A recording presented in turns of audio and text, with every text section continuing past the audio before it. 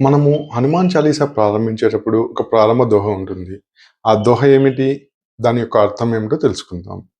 దోహ శ్రీ గురుచరణ సరోజరజ నిజమన ముకుర సుధారి వరణౌ రఘువర విమలేశ జోదాయక ఫలచారి బుద్ధిహీన తను జానకై సుమిరో పవన కుమార బలబుద్ధి విద్యాదేహు మోహి హరహు కలేశ వికార్.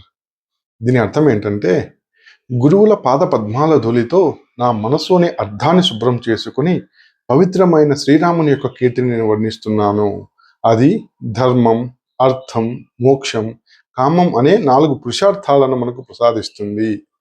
నేను బుద్ధిహీనుడను అని తెలుసుకుని, పవనకుమారుడైన ఓ హనుమంతుడా, నాకు బలము, బుద్ధి, విద్యను ప్రసాదించి కష్టాల నుంచి నన్ను కాపాడు స్వామి అని ఈ దోహ అర్థం అన్నమాట. దీని యొక్క అంతరార్థం ఏంటంటే, మనం జీవితంలో ఏ గొప్ప కార్యక్రమమైనా ప్రారంభించినప్పుడు మనం గురువులను, దైవాన్ని స్మరించడం ద్వారా మనకు అహంకారం తగ్గి తద్వారా ఆ పనిలో మనము జయం పొందవచ్చు.